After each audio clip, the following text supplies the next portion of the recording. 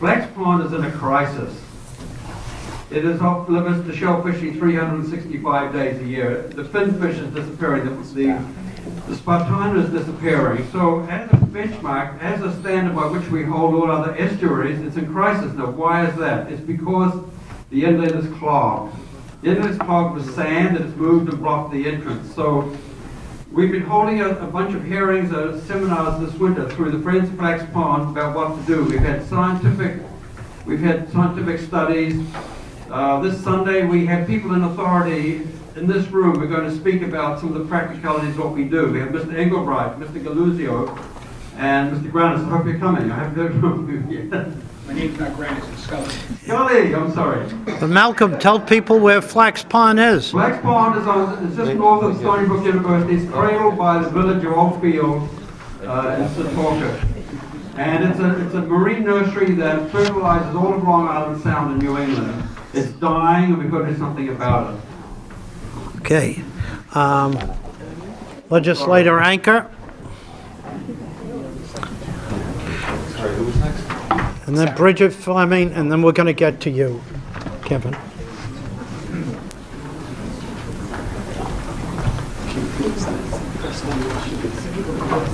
I'll be brief, but I know it's getting late. Real quick, thank you, as always. Thank you, everybody, for being here.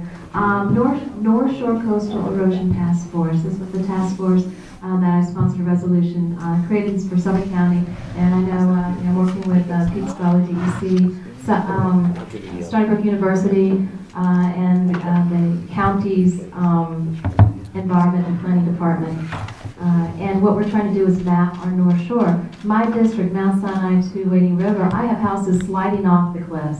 They literally, they have done that. So we need to focus on that. A lot of focus has been on the South Shore with Superstorm Sandy. We need to focus on the North Shore. So, and I want to thank Pete for all the work that you're doing. And I do hear, I do hear there's a coastal hazard mapping project going on, and the maps have been submitted and they're in for review. So I ask that if there's any way we can expedite that so we can work with Professor, I call him Professor Henry, he's over at Stony Brook University, who's looking to do a project to prioritize those areas that are in most severe erosion. So again, if we could, if the state could work on that, that would be wonderful.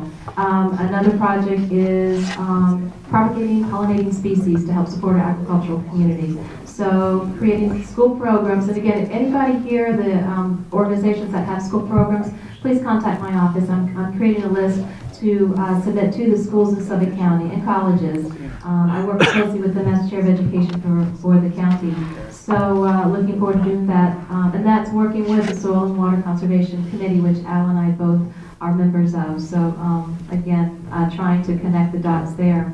And energy efficiency, working on energy efficiency programs for our seniors. I've got about 50 private communities, most of them seniors, and we're looking especially at Leisure Village and trying to figure out what we can do and how to connect them with the programs that they may have. If you have any grants available, state grants, we'll definitely see what we can do if we can apply to those.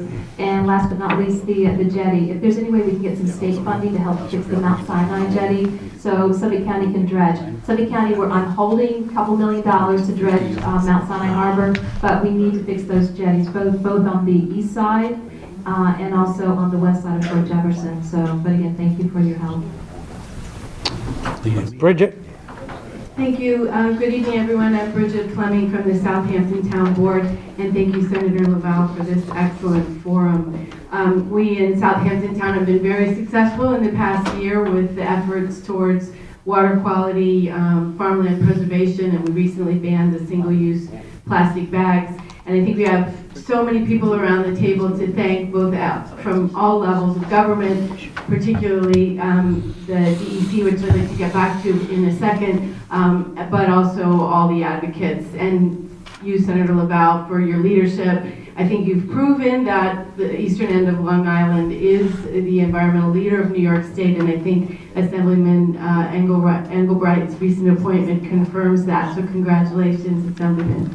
I just wanted to reiterate the concerns with regard to the revitalization of the DEC with a little example from our experience. we're about to start hearings on wholesale revision of our waste management code. And it's spurred specifically from the 2010 New York State Beyond Waste Plan. And the requirement of that plan that we revise our solid waste management plan. The Beyond Waste Plan also requires that municipalities, what are called planning units, track the solid waste in their planning units. It's really important for the town of Southampton because we estimate that 85% of our solid waste is carted out of town by private haulers, and who are completely unregulated. We have no idea in terms of the components of that solid waste, the materials that are being brought out, how much it is and what happens to it. So I can say, having worked on this for 5 years, that without that New York State requirement and the DEC's support, including funding, we would not be undertaking this very important sort of cultural shift in our town. The underside of that, the problem with it is because of what I perceive as staffing limitations at the DEC, it has just taken a crazy amount of time. The back and forth in terms of the submission of the plan and then our responses that we've gotten back from DEC has taken literally years. It's a really important undertaking. I'm very glad that the impetus has come from the state, but the DEC needs to better staffing. I noticed in the executive budget there are recommendations for both increased appropriations and some limited increased staffing, but I don't know that it's adequate to what we need at the municipal level, and you see really true results from what the DEC is doing, so I would just reiterate that need that we have at the local level. Thank you. Thank you. Kevin McAllister.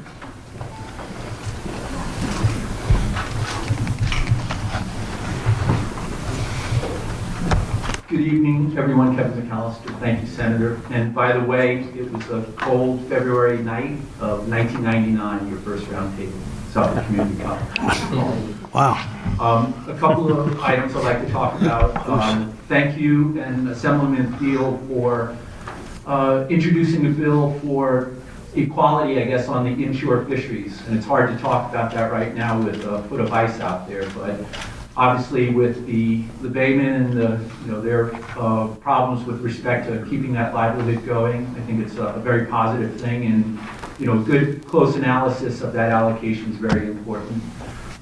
With respect to surface water quality, and Mr. Krupski, you had mentioned, and I'm very pleased to see we are making significant movement with advanced wastewater treatment. That's a very positive thing on many fronts. Mr. Krupski mentioned, we really don't know what those systems are, and I would really go to water quality standards, discharge standards, highest achievable levels, and that we do know. The industry has produced. We know what those levels are. As technology evolves over time, then we adjust our codes to reflect higher levels of treatment. On the receiving end, in 1987, the EPA directed the states to ultimately develop numeric nutrient standards. New York has not done that yet. And yet science, at least on the freshwater systems, wadable streams, lakes, even coastal waters for that matter, the science is in. And I think we really have to start to put those in place on the receiving waters, so it, in turn, I would argue, would push more advanced treatment and with respect to, obviously, our groundwater influences. Lastly, when it comes to, and I'm going now to the coastal side, the Coastal Erosion Hazard Act. We've seen, obviously, the science that's coming in on sea level rise. There was just a study that was just released looking at tidal gauge information. That's quite alarming, a couple of inches in a matter of several years. I see it on the ground. I hope everyone else does. We have erosion hotspots throughout Long Island. We're responding to Sandy, we're responding to nor'easters, but there hasn't been a coherent approach. And I think the wrong approach is to be responsive or reactive, where we are starting to place in hardened structures, rock revetments, geotubes alike. Again, on a state level, as they delegate down to local authorities on a town level and even down to the village level, we're all kind of operating in isolation. And I think this is a real urgent issue, right back to water quality with our septics and groundwater, to our viability of our beaches and bay shorelines for ecological purposes. So if I may suggest, I think a real priority issue is, to convene, the appropriate parties to really get serious about coastal policy, because I think it's really in need of more aggressive stance on shoreline hardening in particular. And thank you for your attention. Thank you. With that, we have reached the hour. I'm going to let my colleague here, who's chair, say some final goodbyes, observations. Steve? Well, as I begin this assignment as chair, the new speaker, Carl Hasty, who, by the way, is a SUNY at Stony Brook graduate, and therefore we still can claim him as a resident of our county, has asked me to also chair a climate change working group. It includes a number of people who have been named. Others who are on the committee will be invited to participate. Many of the issues that I'm hearing here relate to changes in the climate and the challenge that we have going forward to establish an inventory of these problems and a timetable for and a series of legislative efforts to begin to resolve and solve some of these issues is a major task. I would value your input as we go forward, and I know that my colleagues on the committee and on the working group would also value your input. This is a very useful forum, a tradition since 1999. It's one that I would value a chance to see the full tape. I did come in about halfway. Yeah, we'll get you. And I thank you again for inviting me, and I look forward to working with everybody on these and other issues that may present themselves.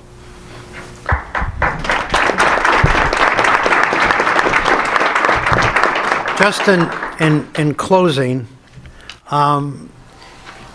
how things have changed for those people who were here at the very beginning. The dominance of issues all surrounded land, preservation of land. And that was barely mentioned other than recognition of what the CPF has done and hitting a momentous mark of $1 billion.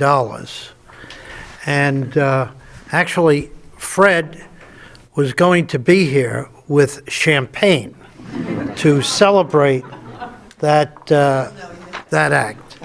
But So that's why he didn't make it? Started early?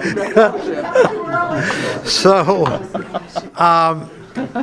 last year we started a journey dealing with water.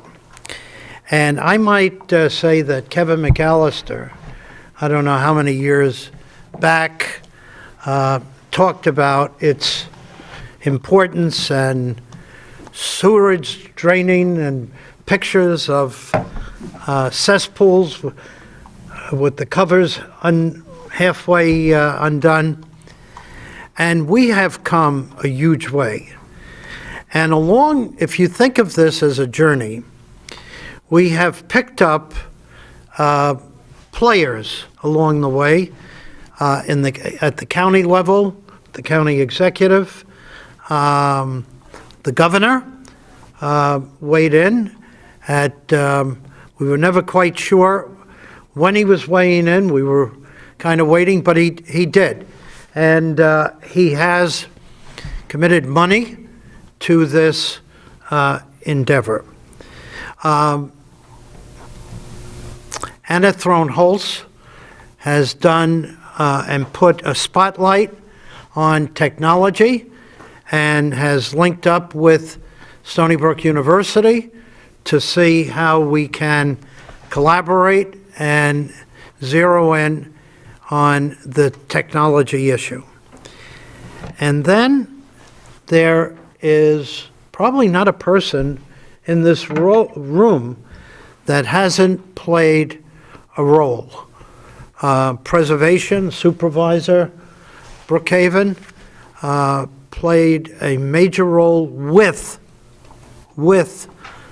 civic associations and other environmental individuals